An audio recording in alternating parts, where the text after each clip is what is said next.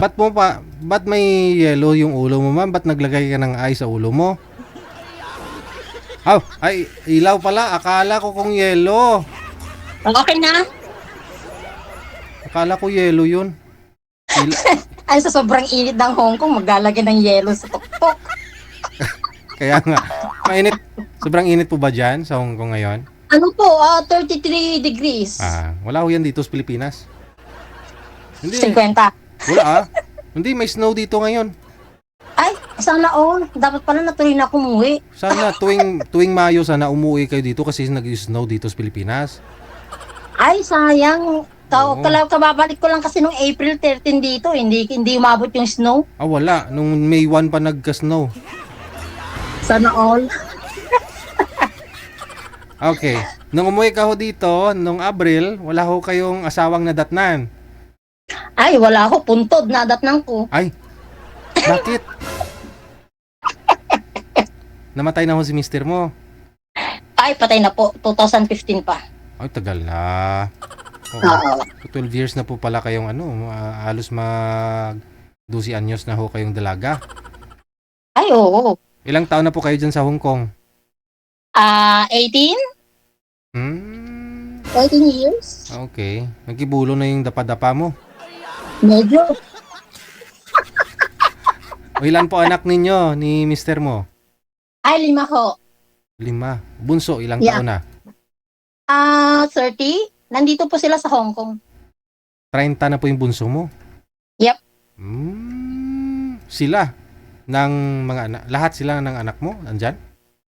Yung 3 po, yung 2 nasa Dubai. O di, lahat pala nasa abroad. Yep. O di yung angkan pala ninyo, mayayaman na. Ay, hindi po. Kung mayaman po, uwi na po kami. Di ba? Paano po yung mga anak nila? Saan? Yung iba po, nasa kanila. Yung iba, nasa Pilipinas, Maynila, pinapaalagaan sa mga kamag-anak namin. Tapos kayo nag-alaga sa anak ng amo ninyo, no? Ayun. Yun po yung masakit para sa mga magulang na, lalo po nanay, no? Kasi nalagaan nila yung mga anak nila. Yung mga anak ng amo nila. Dahil siyempre may sahod. Pero yung mga sariling anak, hindi nila maalagaan. Ay, totoo po yun. Talagang, yung sakripisyo talaga. Diyan sa Hong Kong kasi ang daming mga dyan, no? Mga single mother halos pupunta. Kahit naman may asawa po pagdating din, single. Opo. Pinaparinggan. Mapalalaki mapababae. Ganun po yung style. Ay. Siguro, mga 2 to 3 months, okay pa. Pero after that, wala na. Single na lahat po. Ayun lang. Para namang hindi alam ni DJ. Nandito ka naman nun lang. Kailan yun? Ay, ganon? Yeah. Ayun pala sa Hong Kong. Okay. Pero mabuti ho ikaw talaga single na. Wala po kayong nahanap dyan na puti. Ay, wala. Mga puti po ayaw sa akin Kahit na magpaputi din ako, talagang ayaw. Joke. Hindi. Kasi mga morena nga po hanap ng mga puti, di ba? Wala po Kung talagang meron, darating sadyang wala. Pero yung amo mo, ano po yan? Puti, chikwa. Chinese po sila. Oh. Gusto ko nga po magpurgod pero ayaw pa nila. So, yun. Buntis pa lang kasi nung nung pumunta ko dito, 6 months pa lang yung bata. Ngayon malaki na siya. Nag-iisa lang alaga mo, isa lang. Opo. Galing, no? Isang amo ka lang mo dyan. Edi okay na rin pala yung amo mo, kumbaga. Okay na rin po kasi may negosyo rin siya sa Pilipinas. So, napunta din po kami minsan sa San Juan. Sa kasama ko siya. Dito sa Maynila. Aha. Ano pong negosyo niya dito sa San Juan? Restaurant. Ang galing. Sana pwede ka na rin po pala dito magtrabaho sa kanya pag sakali, no? Pwede rin siguro. Pero ayaw nga nila dahil gusto nila nandito ako sa anak niya.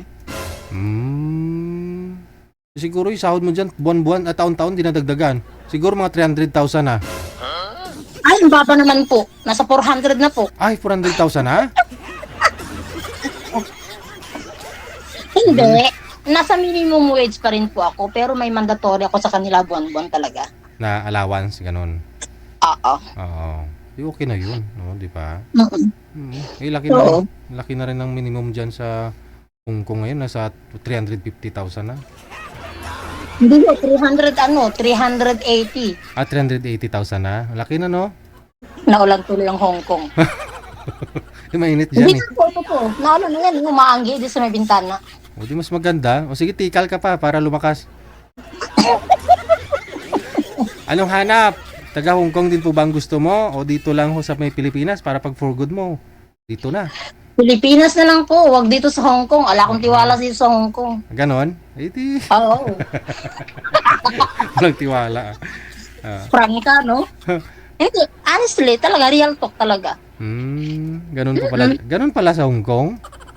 Hindi po pala, talagang ganun ang Hong Kong. Toy. Naalala ko tuloy nung pumunta, nag-sit up kami doon. Si Job Isabela, in-assist ako doon sa yung anak ko. Eh, may nadatnan kami doon sa bar na nalaman niyang ila-live ko. Mhm. Umalis bigla eh. Kasi Natakot. Live pa naman. may asawa doon. Basa, ba. Sige. Hanapan kita ng ano, ha? Na mga kausap. Ng dito lang sa Pinas, no? Oo, yung hindi boring Baka Okay. naman hihikabin ako niyan. Okay Oo. Ibing halon ka ba? Sige. Stand by. Okay.